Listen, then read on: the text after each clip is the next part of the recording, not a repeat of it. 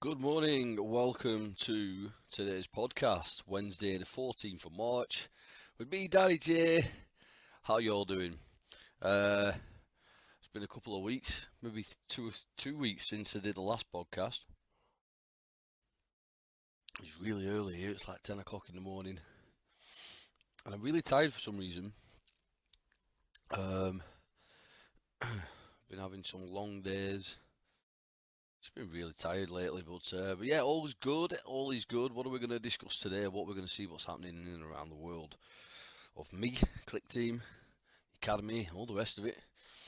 Loads of stuff going down. The other day I covered in for Chris doing a reactor stream, a live reactor stream that goes across all Clickteam's video channels such as YouTube, um, Twitch, Mixer, a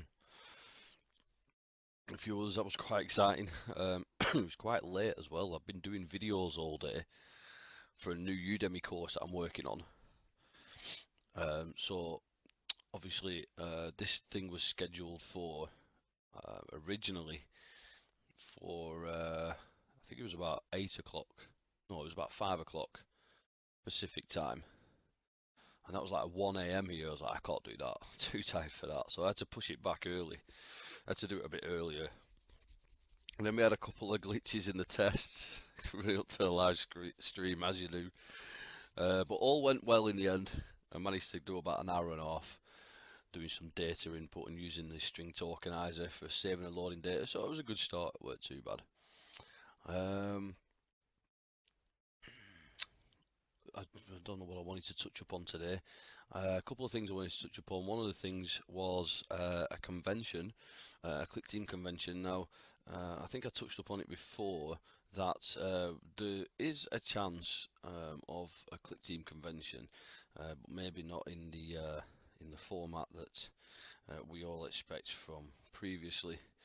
The reason is because for us to have a Click convention, we've got to be able to justify the spending costs, which is a lot of money. I mean, by the time you've flown everybody over from the States over to England, and get everybody down from all the different parts of England, and then there's other people in France, and all these other places in Europe, you know, the bill can be close to £20,000, which is a lot of money for Clickteam to spend, and obviously Clickteam are more focused on Fusion 3, and would rather pump that kind of money and resource into Fusion 3 rather than just a get together.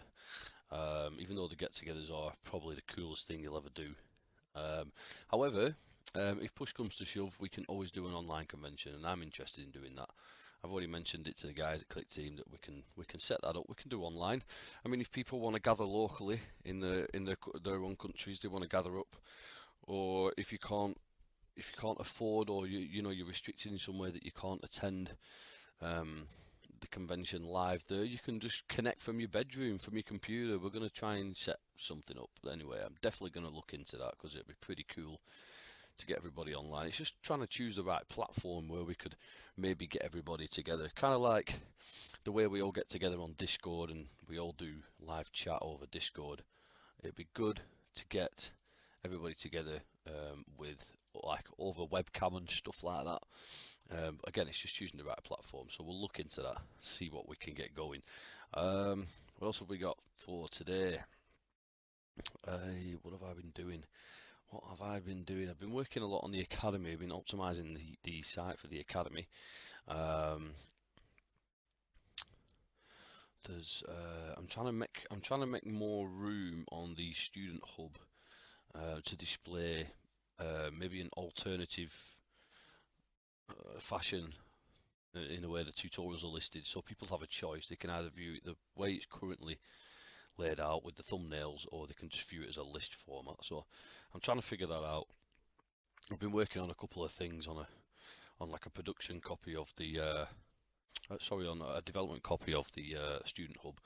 But things are just, you know what it's like with the internet. You know, things are tested. You have to excuse me, you're mid-stretch. I'm really tired. Um,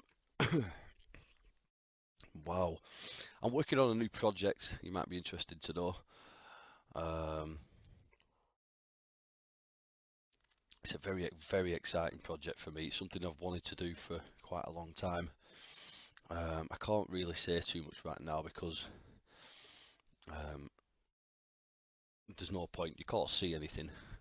But this new project I'm working on is a new website, and it's a new service. I obviously with every website that I'm trying to create, I'm trying to I'm trying to solve a problem, or I'm trying to provide a service that will help out users. And this new project is very interesting. It caters to a wide array of users. It's going to feature things like I could probably tell you a few things what it's going to feature. It's going to feature things like a free high score system where you can lock into, and you can use that for all your games. There's going to be a pro version as well. And it's just a way of providing, like, at the minute, if you want to create a game or an app where you have to store user information, you have to code everything up yourself. You have to do all the PHP and the server-side stuff, and then you have to use a get object in your app to communicate with your server and do all this kind of testing and stuff like that. Well, I'm hoping to cut all that out and provide a service where you could just sign up for an account, you list the name of your game or your app, and then you try and you get your own database, you get your own table, so in the database, so you can liaise with that. So I don't know how to word it. Maybe it's just because I'm too tired, but it just I think that sounded a little bit more complicated than what it actually is. But again, when the time's right, I'll reveal all. The game launcher creator is looking really good. I'm getting a lot of interest, not just for Fusion, from Fusion users, but from other game engines as well. And that was the scope. There's no point limiting the scope. The application itself is compatible with all, basically any game engine, whether it's Unity, Unreal, Clickteam Fusion 2.5. The whole shebang. No matter what your game's developed in, the game launcher creator is compatible with them all, which is good. So I need to work on that a little bit more this week as well. So we got.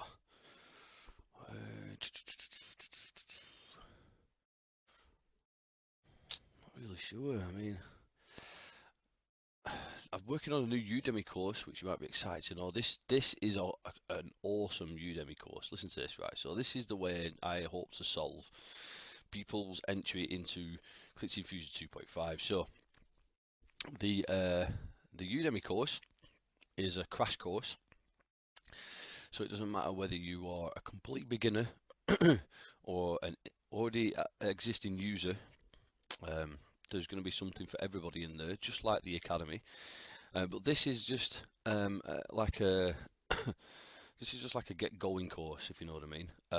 It will contain an introduction to Fusion 2.5, but not in the beginner way that you would expect. It's just literally plain English, straight down to earth, no nonsense. This is what this is. This is what this does. And there's a lot of content on there. I've been working on it steadily, this one, because usually with Udemy courses, like for example, how to develop a platform game, you're literally just teaching someone how to develop a platform game in Fusion 2.5, and you go through all the relevant steps. And the videos are a little bit shorter because you don't want to do too much in one video, so you show the user how to import their art and animation and create custom animations, and then you stop there, and then you do your next step, which is whatever the next step is. So it's very procedural, but with this crash course, it's literally going to it's going to cover so many topics right across the board, so you can just literally just sign up and just fly in straight away. You can do all the lectures from top to bottom in order. You don't have to. You can just look for certain segments that you want to watch, and you can just click on them. Don't forget, you've got lifetime access to all this. So I'm hoping I can get that completed by today. It's not going to be released today because we've got to go through the Udemy submission process, but that usually doesn't take long, so maybe it could be out today, but I'm probably looking at tomorrow for that to go live, so keep yourself locked in for that. I'll send out a newsletter via the Academy. So if you've not already signed up to the Academy, sign up for a free account now or a pro account, or you can just simply sign up to the newsletter. You can find that in the menu. But I will, as soon as that course is released, I'm going to get that out straight away. And you can sign up, and I guarantee you, no matter what level of Fusion 2.5 you're at, everybody will find something in there where they go, never knew you could do that, or I never knew you could do it that way. I guarantee you, there's a lot of content. Up to now, I've done around 4 hours of video content. I'm hoping to do some more today. There is a lot in there, but I really want this to be, a good cover course where people look at it and go, "Whoa, yeah, I really want to get a part of this course." So yeah, check that out. Sign up for. Check out the Clickteam Fusion Academy and the newsletter, because I will be offering a 50% discount for anybody on that. If as soon as the course becomes available, I'll update the links and the description for this podcast as well, with the 50% discount code on there, so you can sign up to that with 50% off. But yeah, it's gonna be really good. I'm really excited to release it. I've been really excited developing it. But yeah, so once that's done, I'm gonna keep adding to that crash course. From time to time, but obviously I've still got to concentrate on the Academy as well. So if you're an Academy Pro member, you can get up to 75% off. So if you're already a Pro member, you can you will be applicable for that discount. But if you're not, then get yourself signed up to a Pro account at the Academy, and you'll be entitled to massive discounts off all these kind of things. But the Academy is doing really well. We've got a lot of input. I'm still doing a lot of one-to-one teaching with people as well, which is really good. Everything's going really good. I have no worries, no complaints at the minute. Everything's looking really good. I am going to release the Udemy how to build a developer, a platform, how to develop. Start that again. One of the Udemy courses that I've done, how to develop a platform in Clickteam Fusion 2.5. I'm going to integrate that into the Academy, so that's going to be free for Pro members. Yeah, what else have we got going on? I don't know. Everything seems a little bit weird. One of the sites I've been working on, everything was running smooth, so I spent 2 or 3 days on this new site, and everything was running smooth, and so I had to drink my tea before it was cold. Everything was running smooth, and then all of a sudden, I was like 3 days on this thing, and I was like, right. So I checked out the site. I took a step back and took a look at it, and looked at it from different browsers: Firefox, Edge, Chrome. Looked at it on mobile, and it was running smooth. And I was like, wow, this is really good. I've done 3 days on this site, and everything's coming together so really good. And then I went away at the weekend. I come back on Monday, and I was like, right, I'm going to work a little bit more on the site. And I got on there, and everything just started going haywire. It was crazy, because I'm running the servers as well, so I have good insight into what's going on with the server stuff. So a lot of people that develop websites, when they're on reseller hosting or shared hosting, if something goes a little bit sluggish or a little bit wrong, you don't generally know what's going on. But obviously I run the servers that my websites run on, so I get a little bit more deeper insight. And yeah, WordPress is a really good core base. I love it. As a CMS, I do love it, and I hated WordPress up until about 2 years ago. I hated it. I always used to use Joomla. And PHP Nuke as well. That's an old school one, but it was the reason why I used to like PHP, not PHP Nuke. What's it called? Not PHP Nuke. Bloody hell, PHP Nuke is old school, isn't it? Is that even still going? Yeah, it is. It is. The last stable release was 2014. Wow. Just looking at it now online. That's incredible. But yeah, not PHP Nuke. I don't know what I was talking about. Let me see if I can find the name of it. So I used to be a big fan of Joomla, and Drupal was okay, but not a massive fan of that. I can't remember what it is I used to use all the time. It was mostly Joomla.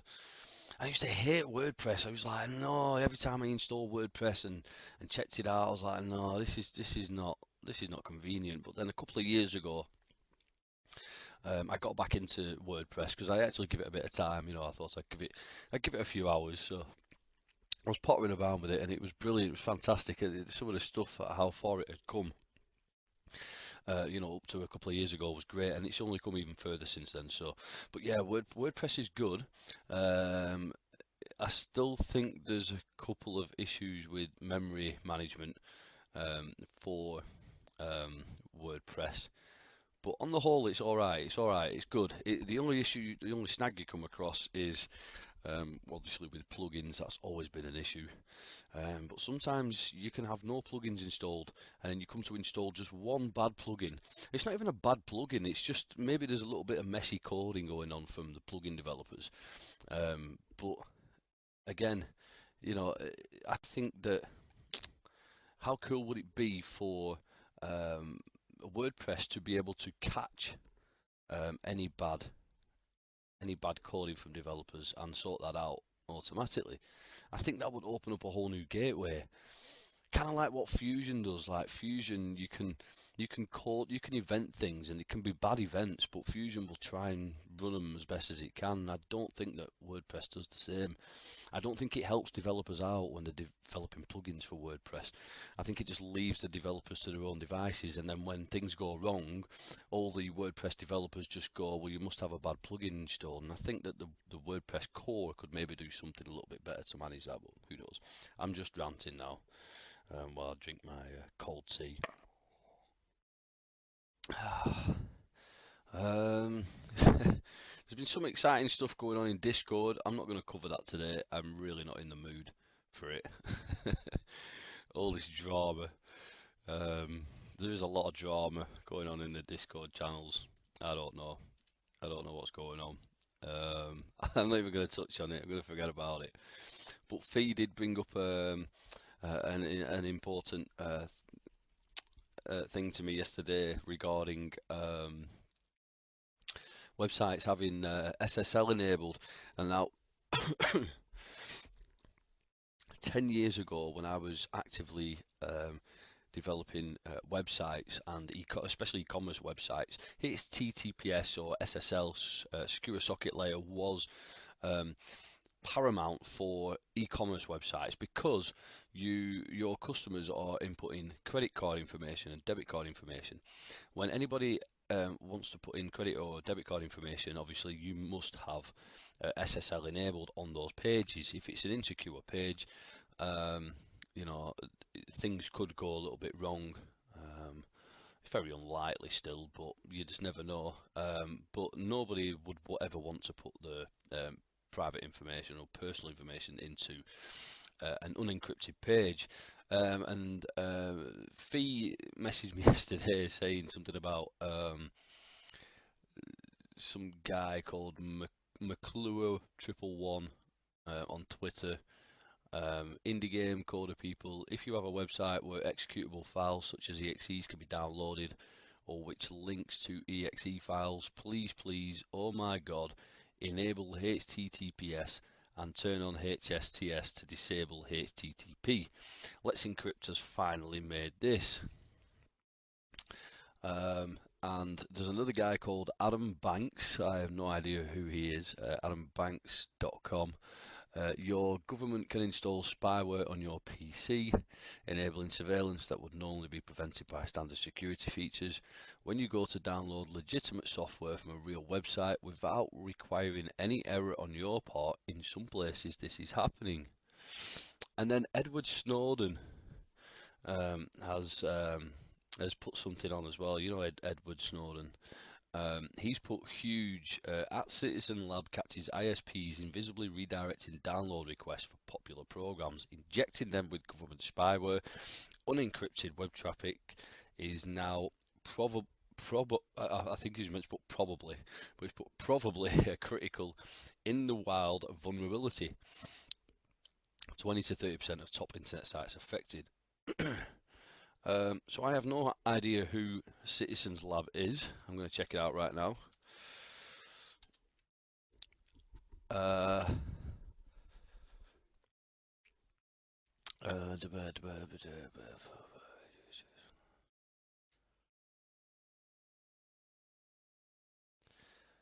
okay, so let me just see what he wrote on again there.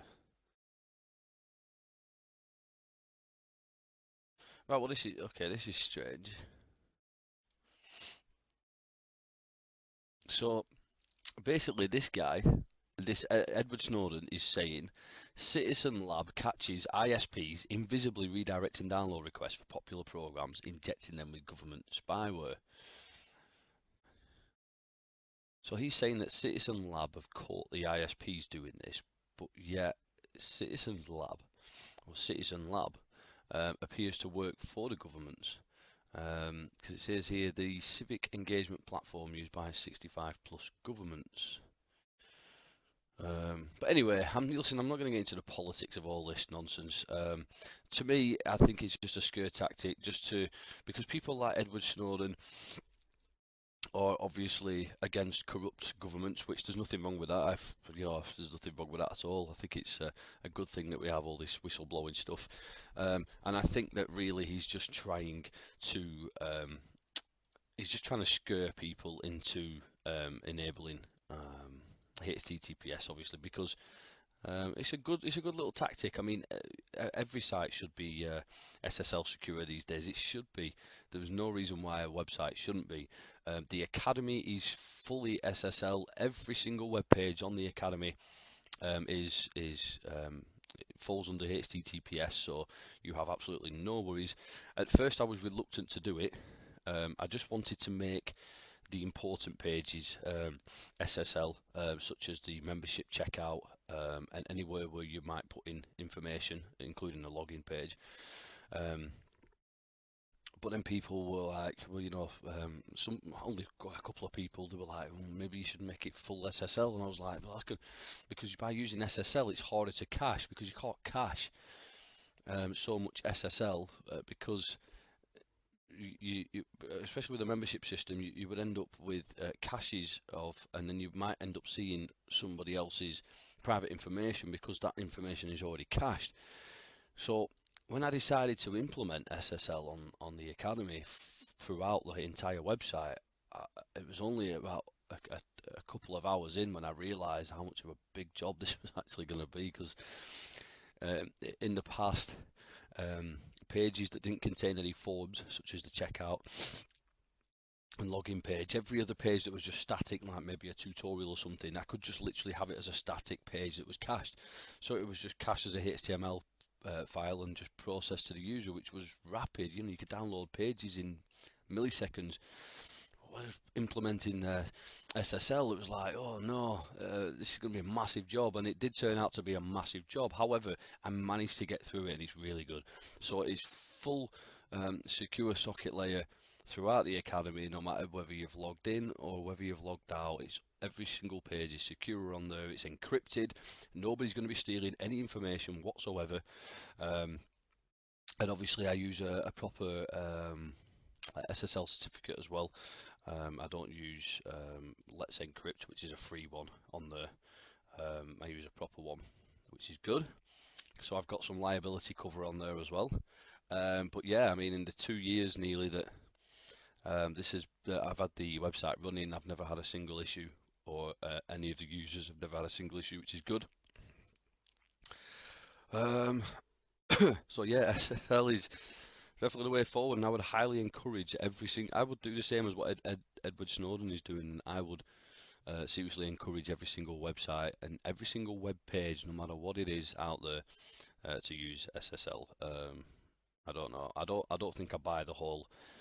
I don't think I don't buy the whole thing of exe files getting injected with government spyware. I don't buy that at all. It doesn't even technically sound feasible. I mean, I'm not going to get into it, but I just don't buy it. But I can see the message that he's getting out there, and I fully agree with the message he's getting out there, so that's good. What else have we got? Clickteam wise, what's going on in the world of Clickteam? Uh, I don't know, not much really at the minute to report. I mean, the guys are still working on Fusion 3. Um, the guys that are not working on Fusion 3, such as myself and other people, we're still doing stuff. We're still doing, what we need to do, tutorial wise, and thinking of new marketing promos that we can run, competitions. Just keeping the community fired up, keeping the community. I really want a forum reshuffle. That's what I really want to do. I did. Luckily, I had the chance to reshuffle the forums when I first joined Clickteam back in 2013. That was one of my first jobs when I got there, because I was like, right, because obviously I was active on the forums just as much then as I am now, but in fact a little bit more then. But I was like, right, we need to reshuffle the forums.